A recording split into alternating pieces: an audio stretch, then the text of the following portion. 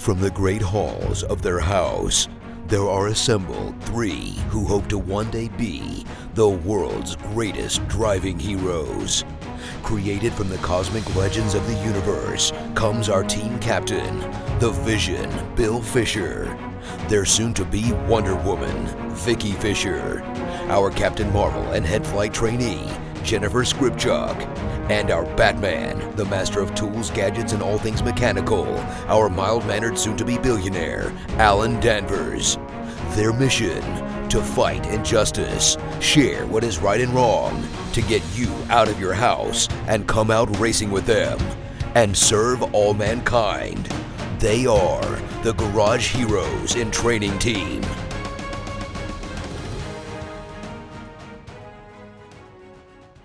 Dominating with Dawson.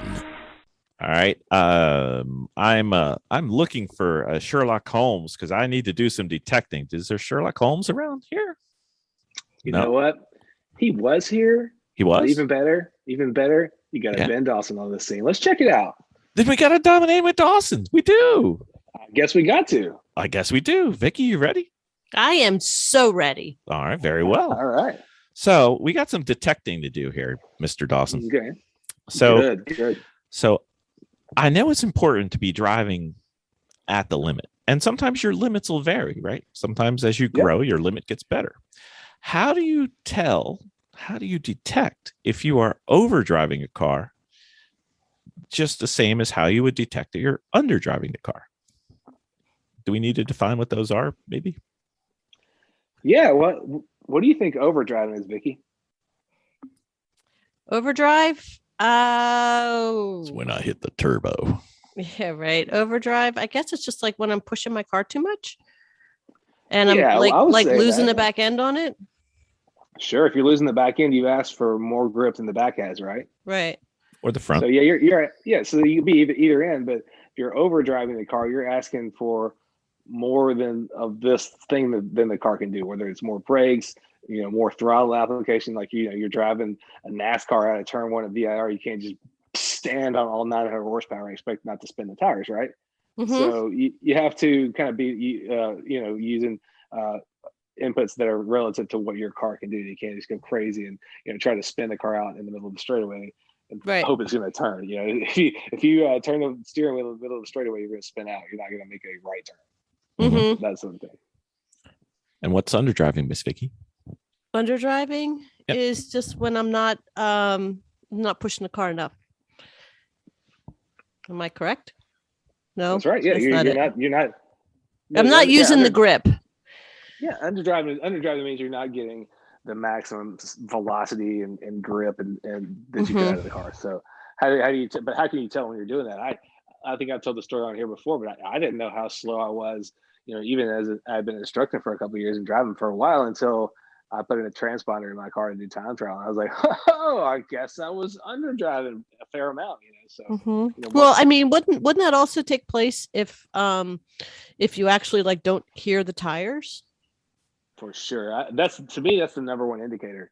Right. If I'm watching somebody's video. Uh-huh. If I'm watching somebody's video and I never hear a noise out of the tires, but they look good and they're putting the car exactly where it needs to be, then that's an indicator to me that they're likely underdriving what the car's potential is. Mm-hmm. Yeah, I don't think that I actually improved until I actually started paying attention to that apex, because the apex is actually telling me about the grip on the tires now. Not the apex of the turn, but your device, the apex, right? Right, the device of the apex is helping me. Timing coaching device, the apex, not the apex of the turn. Right. So, Vicky, when you say that the tires are making noise, when are the tires making noise? The tires are making noise usually when I'm engaged in a turn, not where the braking zones or something like that. Well, yeah, I believe for the most part, if I can get the most out of the tires in those turns, yes. So turn entry, middle of the turn, all the way to the exit of the turn. Probably not so much as into turn entry, but probably about halfway through to the exit and then all the way out. Okay. Is tire talk better than tire screaming? Tire talk, not screaming. Yeah. Yeah. So I always heard the chirping tire is a happy tire. That's right. Yeah. I've been really, and I've been really trying to push that, especially, since I went to Autobahn. That was one of my goals, is to try to see how much grip I can get out of those tires. So I only lost your most recent DE. Yeah. And and I only I only fishtailed once, maybe twice, but I caught it. So, and then I just took off again. So is that you found yourself overdriving the car, learned from it, and moved on and didn't do it, got a little bit quicker? Yeah. Nice. So your two techniques for detecting overdriving is the Apex Pro and tires, noise.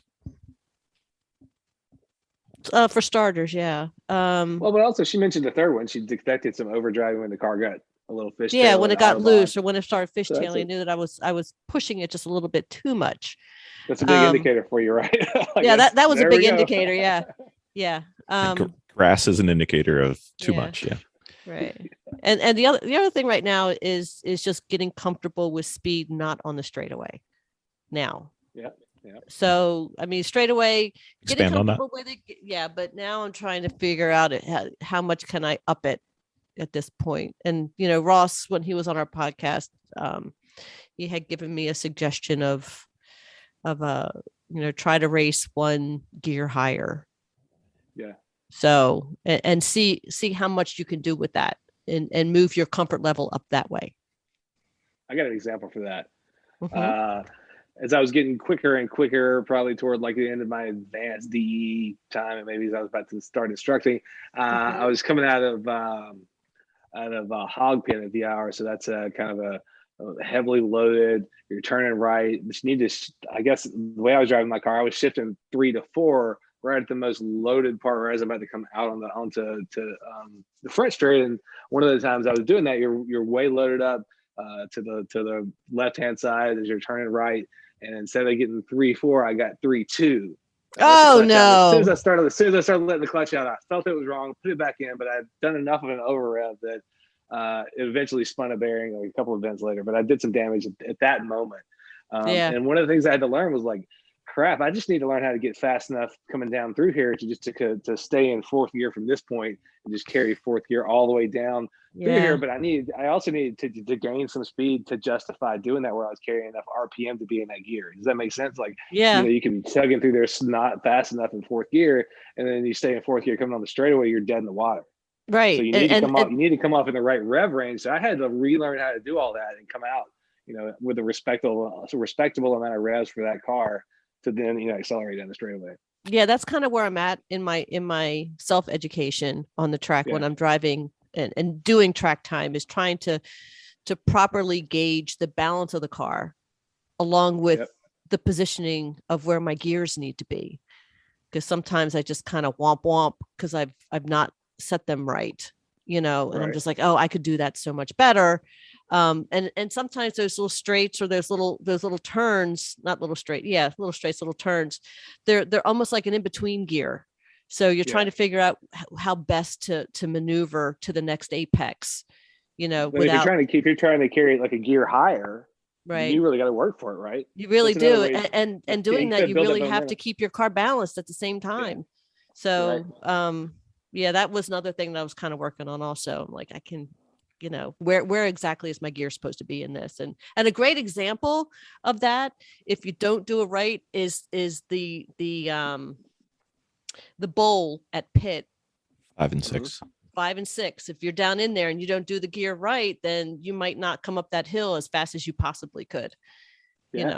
So you pass by a lot of people if you miss it. Right. Yeah. So that was one. So okay, so you've talked about driving at the limit in a turn. Mm-hmm. What about in a straightaway? How do you know you're driving at the limit? You're puckering. you just put I'm making diamonds here. I'm making diamonds. Yeah. You're driving at the limit. You're going super duper fast. Obviously, you're using all the gears that you possibly can. Where's your foot? If you can. Yeah. Where's your foot? Where's my foot? I got one foot near the brake and I got one foot on the gas, honestly. Where's how much on the gas? How much on the gas? All the way to the floor. Oh, there we go. To the floor. To the absolute floor.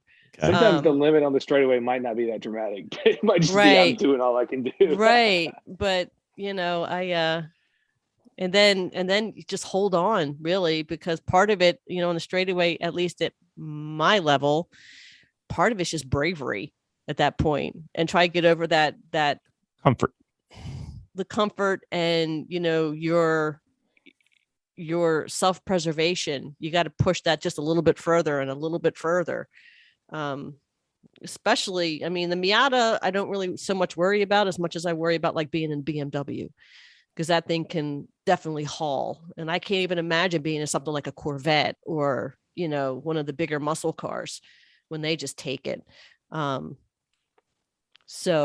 But yeah, on the straightaway, that's it. And then of course, that another thing that I learned is that don't look so much at the paddles. Take your reference right there on the signs on the side in your brake zone, but make sure you look at your apex, and then make sure that you look at your track out, so it takes away that fear that you have at the end of the straightaway. Yeah, go ahead and get a plan for where you want to be and visualize. Yeah. That was my biggest issue, was I was focusing in the wrong place. So once I changed that viewpoint, then I became a little bit more relaxed at the end. Nice. So while we're on the apex of the track, can you use the apex to determine if you're overdriving or underdriving the car? Yeah. Well, I guess you can, because your tires would still be squealing, Okay. So what happens if you can't get to the apex? Then you are underdriving your car. Over. I'm overdriving it? Yeah, so if you went in there expecting to turn the wheel now and the car goes no, you were going too fast, you were trying for too much. Oh, no. I'm sorry. I thought it was like you're not getting to apex, like you're at the end of the brake zone, now you got to step on the gas again. That's how I interpreted that question. Yep. So I was going to say if you turn into the corner and the car easily floats over to the apex. Do you remember that term, floating the car? Oh, yeah. I don't float anymore. So I keep it floaty. Easily float over the apex. You could put the car anywhere you want it to be easily. Yeah. You're likely underdriving it. So that's kind of something that called back from a million episodes ago. But that used to be your thing. It's like, I got a nice stasis. I kind of float the car from here to there. Yeah. And like, what happens if traffic around you? Oh, it's raging all around me. It passes the crap out of me. But I'm on my line. But I'm floating and I'm on my line. But that's part of the evolution of driving on track. But you're not floating now. You're thinking sort of many steps past floating it. But that would be underdriving it. It's like, I'm able to just kind of skate the car anywhere I need it to be, driving like a go-kart. But the thing is too is that in regards to overdrive and underdrive, and if you actually are working those tires and hitting those apexes properly, that car will tell you exactly where it needs to be. Right. So true. It's which I discovered on my last trip to Autobahn, because I kind of went in blind, which sometimes I do, and to kind of figure it out. Sometimes. Yeah. Somebody ain't watching video. Somebody's definitely not gonna watch any video going into it. But normally what I do is if I'm there, I'm looking at a track map, and I prefer to have the track maps with the line on them. Mm-hmm. And then I would be able to kind of figure out where those lines were. But now I just really didn't need to. So I just kind of thought that I hit an evolution point in my driving, because my car was exactly where it needed to be. And the Garmin actually backed it up. So I got receipts. I got a receipt from my Garmin. Yeah. That's good. But so when it comes to that, I guess that if you're just sliding past your apex, or you're really struggling to kind of keep that car there and you're missing it, you overdriven your car. It's overdrive. Yeah. Okay. How do you know you're overdriving or underdriving regards to your braking? If you're not actually hitting your brake point, and you're completely passing where your apex line is. Say it again. You broke up. Okay, so if I'm overdriving the car and I'm braking, I have missed my brake point. I am going straight off, or I have missed my entry point into the apex. Okay. What about if you broke late and you overdrove it, right? Right. Yeah. What if What if you're underdriving? What would be an indication through braking? That I have absolutely plenty of room and plenty of time to get to that apex. Yeah. I can drive back up to it. Yeah. I'm braking, but now I got to drive to my apex. I'm not coasting in there anymore. I'm not transitioning in there. I literally have to step on the gas to get there now. Why am I parked way back here? Yeah. I was like, what the heck? Why did I park it here? Yeah. This is no place to park the car. I say that so many times. So I'm trying to like, that is not a parking spot. What are you doing? There's nobody here, but this is not a good spot. No. And that was another thing about that whole self-preservation at the end of the straightaway that I was having. I'm like, oh, I really got to drive now. I really got to kind of rock back and forth as I'm trying to get my car there at the same time. Yeah. Your weight transfer is not you rocking yourself to sleep in the driver's seat there. Yeah. Okay. So we've got your Apex Pro. That's nice. We've got your tire talking. That's nice. We've got your ability to hit your targets, your Apex and your turn in and your track out. Then we've got receipts. That's right. Get those receipts from your Garmin. Always a good thing. And what else did I miss? There was one more we did. What was the other one? Braking. Oh, braking. Yep, yeah. That's right. Did we miss anything? The braking, just the braking, no big deal. No big deal. Yeah. Braking just slows you down, man. Yeah. It's the only thing. And that's another thing is that what I'm finding out more so is that yes, braking is very, very important, but the less you have to do, the better. Yep. So stay off that pedal if you can. Stay off the pedal if you can, even if you just have to tap it or touch it or just lift. But there are places where as I was going to say, remember you can just use it for weight transfer. Yeah, sometimes that's all you need it for.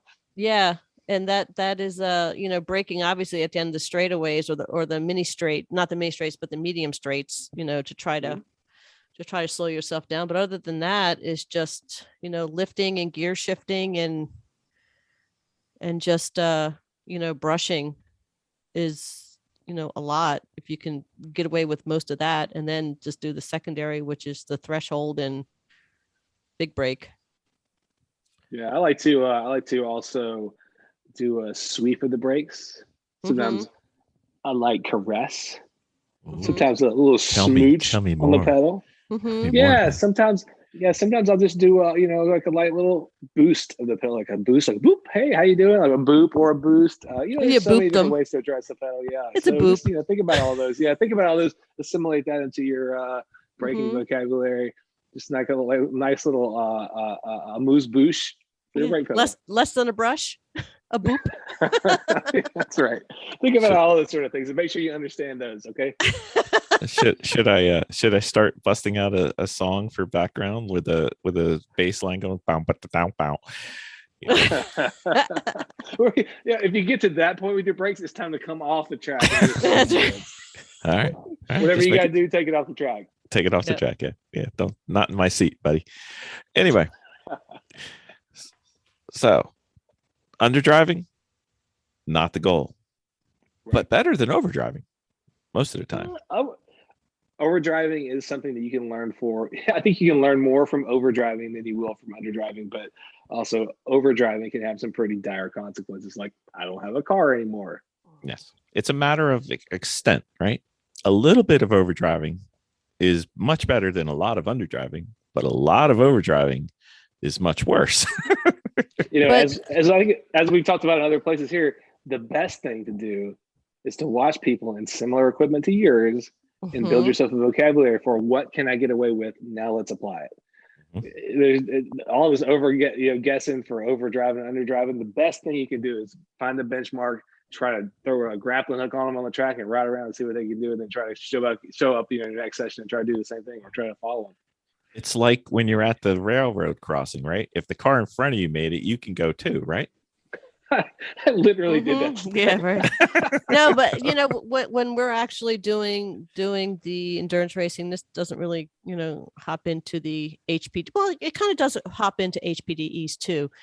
If you know that you have an advanced person in your HPDE, or if you happen to be on the track and you're also doing HPDEs and you just know who the good drivers are. Don't look for just any car. Look for the drivers that you know that are out there and they're definitely competing with each other, and just hold on for as long as you can. Or the access. Yeah, or lemons, lemons too. You know the fast people are in your lemons area. Like, hey, so I'm gonna try to throw a hook on these guys and see what they're doing. Right. It's not the exact same car you have. Yeah. I may only have them for like 3 or 4 turns, and then they're gone. But I had those 3 turns to gather knowledge.